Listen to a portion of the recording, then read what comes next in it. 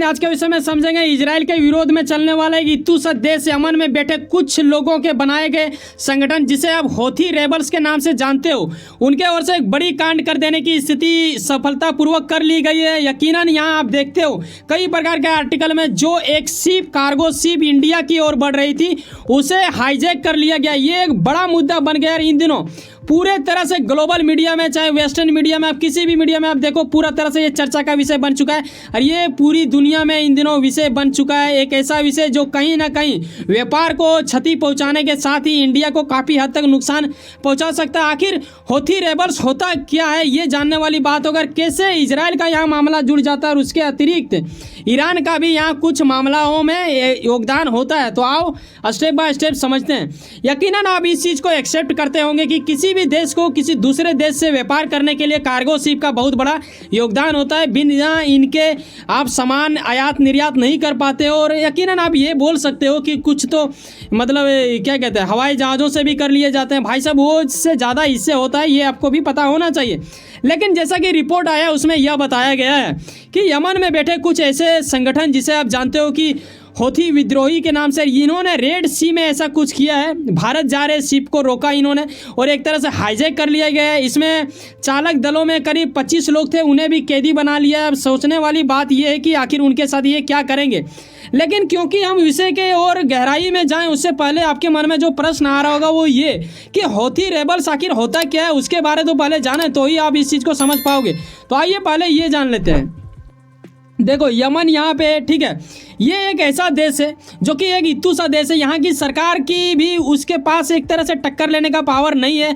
Houthi groups इतना ज़्यादा powerful है कि वो एक अपना जगह को एक तरह से कब्जा कर लिया लगभग आधा और यही वहाँ पे राज कर रहे हैं। ऐसे में कई गुना संभावना ये भी जताता है, जब आप ये तस्वीरों के माध्यम से देखते हो ये लोग वही संगठन के मेंबर हैं, तो इनसे वहाँ की जनता ही खुद डरती है और वो लोग भी चाहता है कि इससे छुटकारा मिले। लेकिन इनके पास अब एक ऑप्शन मिल गया है, क्योंकि ये चाहते हैं जिस तरह अफगानिस्तान में तालिबान का संगठन आया, भाई साहब तालिबान ने वहाँ पे कांड मचा दिया और आज अब अफगानिस्तान का बात करो तो वहाँ पे तालिबान मतलब किंग बन के बैठा हुआ है। बिल्कुल ये भी शायद ऐसा इस ख्वाब देखते हैं और यही वजह है, संभावना यही लग रहा है कि इजराइल के ऊपर ये अटैक कर रहे हैं इन दिनों, ठीक है। और ये शायद ये सोच के कि वहाँ के लोग शायद इनके सपोर्ट में आ जाएं और ये कहीं ना कहीं भावना इनका भड़क रहा है। लेकिन आपको ये भी समझना होगा कि हौथी ग्रुप्स जो है यानी वहाँ के जो विद्रोही हैं जो यमन के, उनके प्रति इजराइल का कहना है कि भाई साहब इन्हें ना ईरान पाल रहा है, ठीक है। ऐसे सूत्रों के अनुसार कई बार आपको पता चलता है इजराइल खुलेआम बोलता है, हर देश में वो जा के बोलता है, इसमें कोई शक वाली बात नहीं है।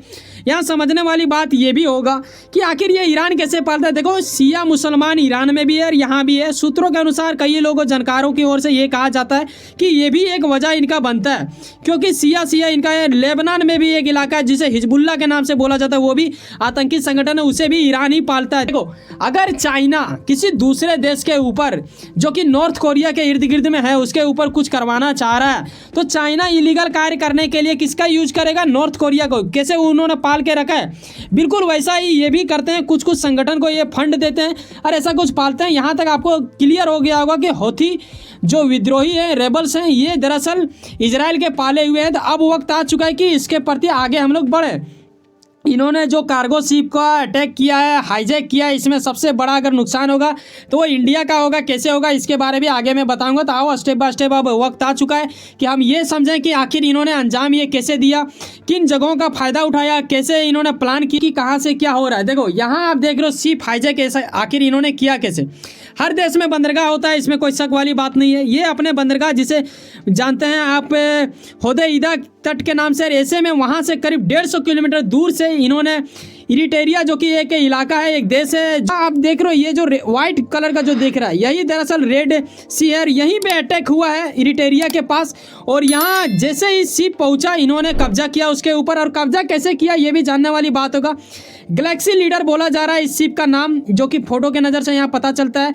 और जैसे कि आपने कई बार देखा होगा कई सारे आर्मी क्या होते हैं कि जब ऐसे जगहों पे रेस्क्यू करना हो या फिर उतरना हो या फिर किसी पे अटैक करना हो तो वो लोग लैंड नहीं करा पाते हैं या फिर जल्दी उतरने के लिए वो लोग रस्सियों का सहारा लेते हैं, ऐसे उतारा जाता है। बिल्कुल यही क्रिया एक तरह से अपनाया गया और इसी चीज़ का एक तरह से कॉपी पेस्ट की गई है, ऐसी स्थिति बताया गया है जो आर्टिकल के माध्यम से पता चला।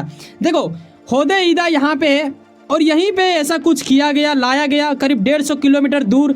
यहाँ से इन्होंने अपना जहाज़ उड़ाया, हेलीकॉप्टर वहाँ पहुँचे, फिर वहाँ पे इन्होंने अटैक किया और उसके ऊपर करीब 25 लोग थे, उन्हें भी इन्होंने कैद किया और पूर्ण रूप से हाईजैक कर लिया, जो कि जाने वाला था भारत। इन्होंने इनडायरेक्टली भारत से भी दुश्मनी मोल लिया है, ठीक है। उड़ता हुआ तीर ये लेने के लिए पूरा फड़फड़ा रहे हैं, इसके बारे में आगे आपको पता चलेगा। और साथ में ये यहाँ से अपने इलाके में एक पोर्ट के पास ये ले आते हैं। अब यहाँ तक क्लियर हो गया। यहाँ क्या होता है कि इजरायली पीएम के कार्यालय की ओर से यह बताया जाता है, यहाँ आप देखते हो कि ये ईरानी आतंकवादियों का नाम देते हैं। यकीनन आपको जैसे कि मैंने पीछे भी बताया कि ये हमेशा ईरानी के मतलब पाले हुए बंदे को बताता है ऐसा कुछ, ठीक है। यहाँ आप देखते हो कि इनका ये भी कहना है कि वैश्विक परिणाम की एक बहुत ही गंभीर घटना बताया इन्होंने, जो कि एक तरह से आपको सोचने के ऊपर मजबूर कर देगा कि वाकई में ऐसा कुछ हो सकता है क्या। जी हाँ, ऐसा हो सकता है। क्यों हो सकता है ये आप आगे जानोगे। ईरान ने ये क्या जानबूझ के ऐसा करवाया, क्योंकि ये कई गुना संभावना लग रहा है कि ईरान में इसमें काफ़ी बड़ा एक तरह से योगदान रखा होगा। हालांकि हौथी रेबल्स की ओर देखें, इनके विद्रोहियों की ओर से, तो यह भी बताया गया।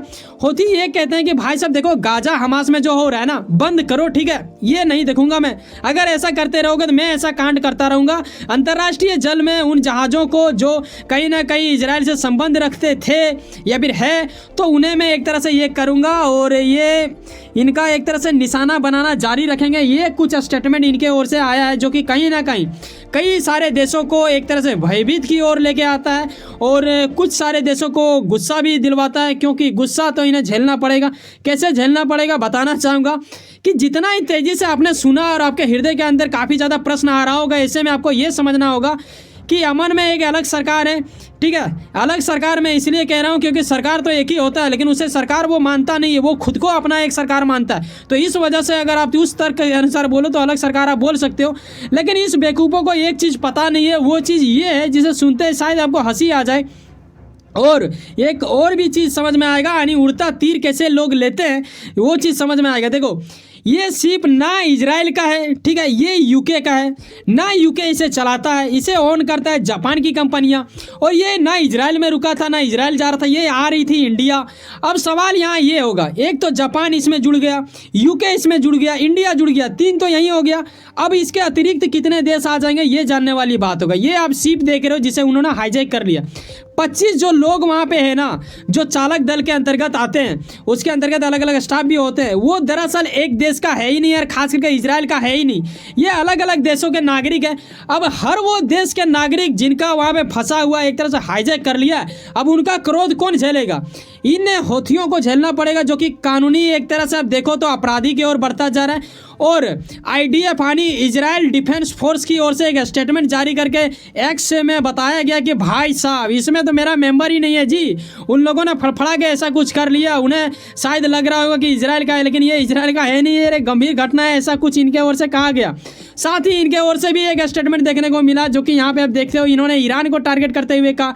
अब सवाल जवाब समझने वाली बात यह है कि पूरे विश्व में अगर आप देखो तो व्यापार एक ऐसी क्रिया होती है जिसके प्रति हर कोई प्रतिक्रिया देने के लिए एक तरह से तात्पर्य हमेशा खड़ा होता है, और कई सारे देशों की ओर से आप स्टेटमेंट ऐसा बहुत जल्द देखने को सुनोगे, क्योंकि ये बीते कल हो चुका है, यानी 19 तारीख को हाईजैक किया गया। ये पूरा रूप से विश्व लेवल में ये मुद्दे चर्चे में आ चुके हैं। इंडिया का नुकसान ये है, जैसे ये इंडिया शिप आ रहा था ना, बीच रास्ते में ऐसा कुछ हो रहा है, कहीं ना कहीं इंडिया के पास सामान भेजने से पहले कुछ लोग कुछ देश सोचेंगे जहाँ से सामान आ रहा था, तो ये कहीं ना कहीं खतरा की घड़ी है हमारे लिए, एक तरह से नुकसान भी ये चीज़ हो गया थोड़ा बहुत।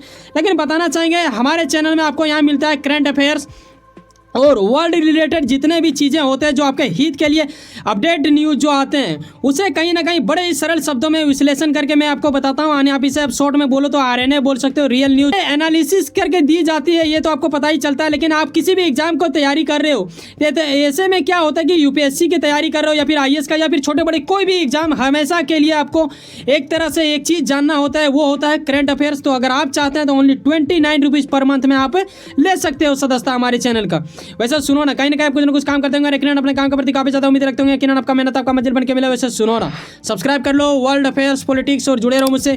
चलो मिलते हैं किसी नेक्स्ट वीडियो में। जाने से पहले एक बात ख्याल रखना भाई साहब, एक सब्सक्राइब जो बिल्कुल फ्री होता है करके जाना। मिलते हैं किसी नेक्स्ट वीडियो में। बाय, जय हिंद, जय भारत।